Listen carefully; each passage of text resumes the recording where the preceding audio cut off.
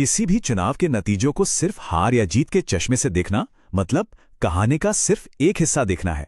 ये विश्लेषण हार की कहानी नहीं है, बल्कि ये पॉलिटिकल इंजीनियरिंग और गवर्नेंस की एक तरह की फॉरेंसिक स्टडी है।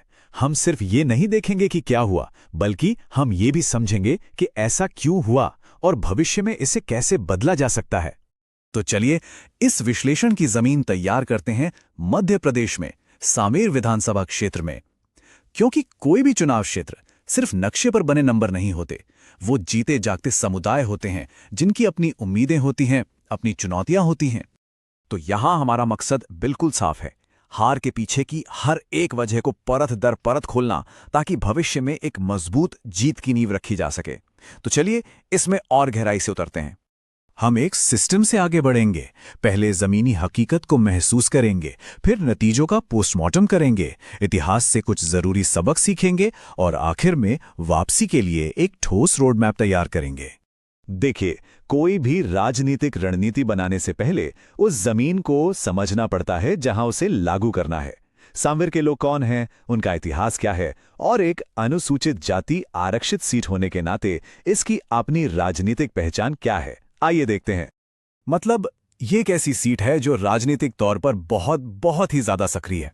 यहां मुकाबले हमेशा से ही कड़े रहे हैं और वोटर्स की भागीदारी भी काफी ज्यादा रही है। इसका सीधा मतलब है यहां के लोग राजनीति को बहुत गंभीरता से लेते हैं और उनमें बदलाव लाने की ताकत भी है। अब बात करते हैं उस असल घटना की जो इस पूरे विश्लेषण के केंद्र में है, 2023 के चुनाव के वो नतीजे जो बेहद चौंकाने वाले और निर्णायक थे। जो हुआ वो सिर्फ एक हार नहीं थी, बल्कि एक तरह का राजनीतिक भूचाल था। जरा इस नंबर पर गौर कीजिए। ये दिखाता है कि सांवेर के लोग बेखबर नहीं हैं। वो बड़ी संख्या में वोट डालने के लिए निकलते हैं और जब उनका मूड बदलता है तो उनकी आवाज में बहुत ताकत होती है। अब जरा इस ग्राफ पर नजर डालिए, कैसे सिर्फ 5 साल में पूरी बाजी ही पलट गई। 2018 की एक करीबी जीत 2023 आते आते एक बहुत बड़ी हार में तब्दील हो गई। ये ग्राफ दिखाता है कि चुनौती कितनी बड़ी है। और आखिर में ये नंबर 68,854 वोटों का अंतर, ये सिर्फ एक आंकड़ा नहीं, ये एक फैसला है। और ये दिखाता है कि बदलाव की जो लहर थी वो कितनी ज्यादा मजबूत थी। तो सवाल ये है कि इन नंबरों के पीछे की असल कहानी क्या थी। चलिए अब इस केस की तह तक जाते हैं और उन सिस्टम की कमियों को समझते हैं जिनकी वजह से ये नतीजा सामने आया। इस स्लाइड में जो दिलचस्प बात है वो ये है कि कैसे अंदरूनी और बाहरी हालात ने मिलकर नतीजा तय किया। एक तरफ संगठन की अपनी कमियां थी, जैसे बूथ लेवल पर कमजोर कैडर, और जब कोई संगठन लोगों से सीधे नहीं जुड़ पाता तो वो उस संवाद की नींव को ही कमजोर कर देता है जो हमारे लोकतंत्र का आधार है, जहां हर नागरिक को अपनी बात रखने और सम्मान के साथ सुने जाने का अधिकार है। वहीं दूसरी तरफ एक बेहतर विपक्षी मशीनरी ने इन कमजोरियों का पूरा फायदा उठाया।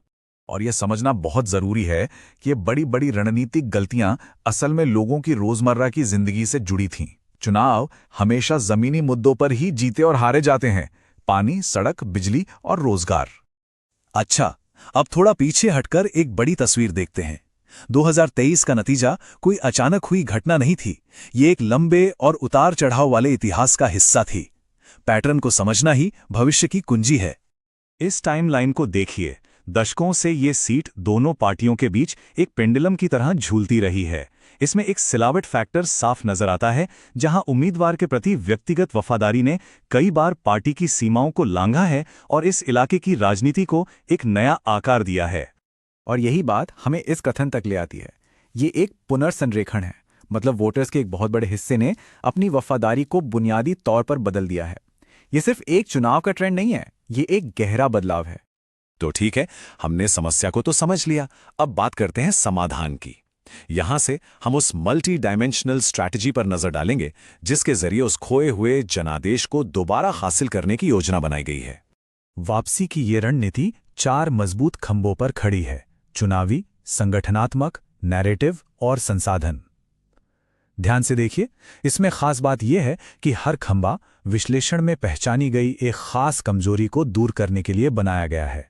ये एक 360 डिग्री अप्रोच है।